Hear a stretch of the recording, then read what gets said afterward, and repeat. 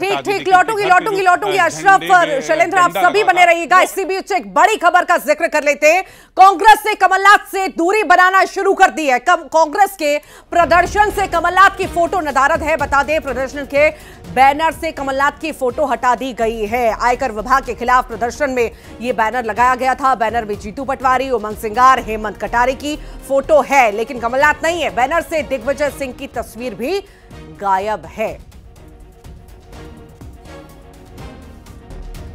तो दूरी अब कहीं ना कहीं कांग्रेस बनाती नजर आ रही है। शायद बहुत ज्यादा जोर यहां पर प्रभाव शायद डालते हुए, या हम कहें प्रेशर डालते हुए कमलनाथ नजर आ रहे हैं। तो कहीं कांग्रेस भी अब दूरी बनाती हुई नजर आ रही है। शैलेंद्र लगातार सहयोगी भोपाल से हमारे साथ जुड़े हुए हैं। शैलेंद्र, यहां पर कमलनाथ से दूरी बनाते हुए कांग्रेसी नजर आ रहे हैं। प्रदर्शन जो होना है, प्रदर्शन से कमलनाथ की फोटो नदारद नजर आई है। हालांकि दिग्विजय की भी नदारद है। इस पर किसी भी नेता से क्या कुछ बातचीत हो पाई कि ऐसा आखिर क्यों?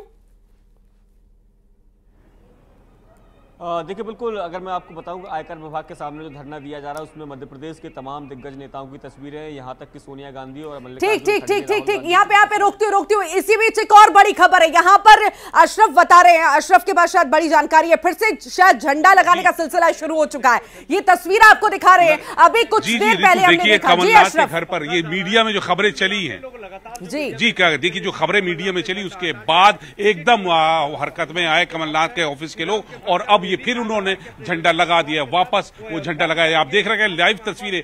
ये जो कमलनाथ के ऑफिस के कर्मचारी हैं, उनके सहयोगी हैं, वो लोग यहाँ पर उनकी कमलनाथ के घर पे चढ़े और उन्होंने दोबारा झंडा लगा दिया। और ये झंडा सिर्फ इसीलिए लगाया गया क्योंकि लगातार मीडिया में ये झंडा कल से सुर्खियां बना हुआ था और आज फिर सुर्खियों में हटने के बाद सुर्खियों में आया, तो इस वजह से अब ये झंडा यहाँ पर दोबारा कमलनाथ के आवास पर लग गया है। तो आप देख सकती हैं कि ये झंडा दोबारा लगाया गया है, जो पहले हटाया गया था अब उसे लगाया, क्योंकि मीडिया में लगातार खबरें चली, उसका ही नतीजा है कि अब यहाँ दोबारा लग गया। तो ये जो हम राजनीतिक संकेतों की बात कर रहे थे, फोटो हटाने से नाराजगी शायद नजर आई है। और दूसरा ये कि आस्था से भी जुड़ा हुआ है। शैलेंद्र से भोपाल में प्रदर्शन होना है और उस प्रदर्शन से कमलनाथ की फोटो नदारद नजर आ रही है और शायद वहीं से नाराजगी देखी गई, फोन आया और फिर से झंडा लग गया। ये भी हम मान सकते हैं।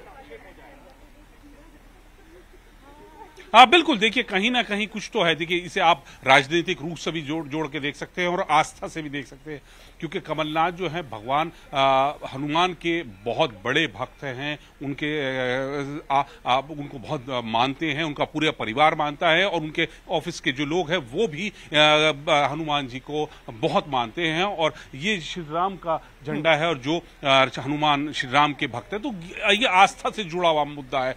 लेकिन यहाँ पर राजनीति भी क्योंकि राम को लेकर होती है, तो उससे भी लोग बाग जुड़ा हुआ कल जोड़ के देख रहे थे। आज ये झंडा पहले हट गया था, अब दोबारा लग गया है। तो इसे आप जिस तरह से जोड़ ले कि क्या ये कमलनाथ की एक राजनीति का हिस्सा है या उनकी आस्था का केंद्र है कि ये झंडा दोबारा लगा, तो इस पे कई सवाल हो सकते हैं।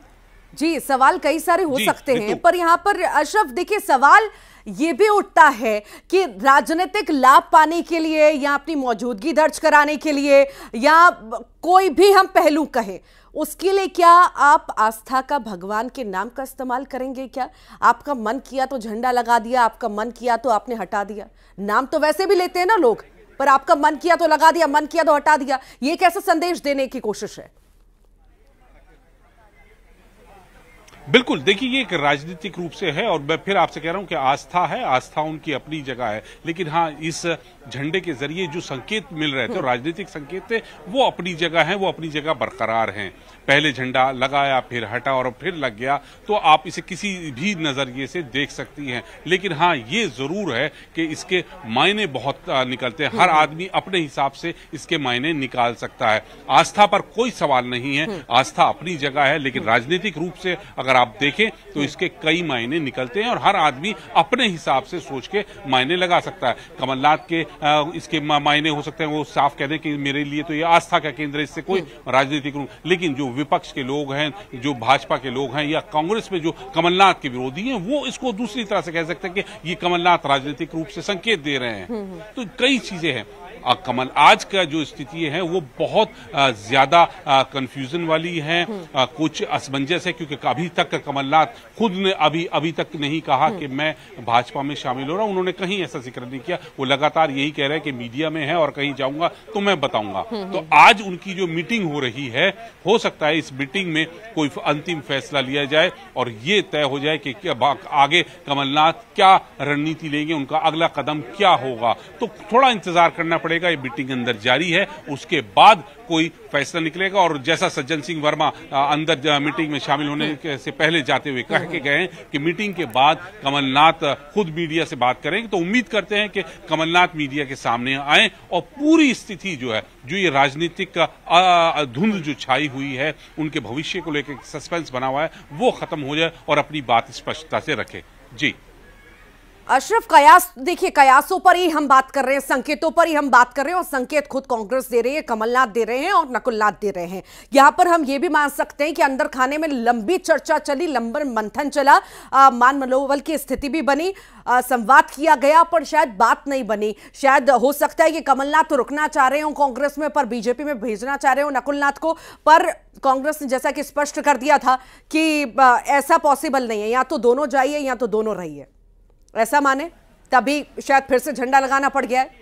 हाँ बिल्कुल, देखिए जब तक खुद कमलनाथ ये कोई बात आके मीडिया में नहीं कहते, तो हम तब तक तो राजनीतिक रूप से कुछ भी इसका मायने निकाल सकते हैं। तो ये हो सकता है कि कहीं चर्चा की गई हो और इस तरह की बात सामने आई हो कि पार्टी में या तो दोनों रहेंगे या कोई नहीं रहेगा। तो ये एक चर्चा का विषय है और एक ये संकेत का हो सकता है।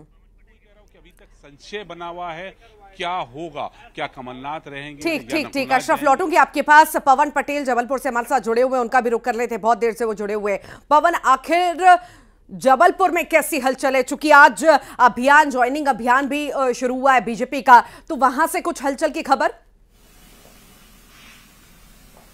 जी बिल्कुल ऋतु, जबलपुर में जो है चर्चाएं अभी भी यही है कि आधा कुछ लोग जो करीबी है कांग्रेस के और कमलनाथ के, वो यही कह रहे हैं कि कमलनाथ जी किसी भी परिस्थिति में कांग्रेस छोड़कर बीजेपी में शामिल नहीं होंगे। लेकिन बाकी जो और भी पक्ष है और दूसरे लोग हैं, दूसरे दल के लोग हैं, वो ये कह रहे हैं कि कमलनाथ जी को जाना पड़ेगा, क्योंकि परिस्थितियां ऐसी हैं, कांग्रेस में उनकी लगातार उपेक्षा हो रही है, उनसे मिलने का समय नहीं, उन्हें मिलने का समय नहीं दिया जा रहा है। दूसरी तरफ जो नए अध्यक्ष बनाए गए हैं, कांग्रेस के प्रदेश अध्यक्ष बनाए गए जीतू पटवारी, उनके साथ भी उनका मनमुटाव चल रहा है। तो कहीं ना कहीं ये तमाम चर्चाएं हैं जिसके कारण कमलनाथ जी के बीजेपी में आर्थिक राजधानी का भी रुख कर लेते हैं, वहां पर भी हमेशा ही हलचलें तेज रहती हैं।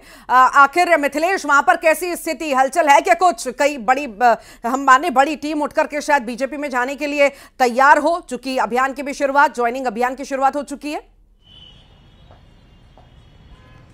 देखिए, अगर इंदौर की बात की जाए तो सज्जन सिंह वर्मा का वो बयान, जिस बयान के बाद से सियासत तेजी से गरमाई थी, क्योंकि जब उन्होंने ये कहा कि जब मान सम्मान और स्वाभिमान की जब बात आती है तो उसके बाद कोई न कोई निर्णय लेना पड़ता है। यानी जिंदा है तो जिंदा नजर आना भी जरूरी है, और जब वसूलों पे बात आ जाए तो टकराना भी जरूरी है। इस बात के बाद से ही जो सियासत है वो गरमाई थी, क्योंकि सज्जन सिंह वर्मा ने कहा था 40 साल पुरानी दोस्ती है कमलनाथ से, जहां वो जाएंगे वहां मैं जाऊंगा। और इस बीच उनका एक बड़ा बयान भी सामने आया था कि राहुल गांधी को सारे काम छोड़कर इस विषय पर चर्चा करना चाहिए, इस विषय में मंथन करना चाहिए कि कांग्रेस में सब कुछ ठीक क्यों नहीं चल रहा, क्या वजह है कि अगर हाथ का जो पंजा है वो प्रोफाइल आप सभी का बहुत बहुत शुक्रिया। शैलेंद्र, अशरफ, आप विशेष रूप से यहां पर नजर बनाए रखिएगा, पल पल का अपडेट आपसे लेते रहेंगे। लगातार आपको तस्वीर दिखा रहे हैं, बयानबाजियां जो हो रही हैं वो भी सुनवा रहे हैं, पर पिक्चर अभी बाकी है, अभी तक साफ नहीं हो पाया कि आखिर कौन किस तरफ है, रहेगा, जाएगा। लगातार इस खबर पर नजर है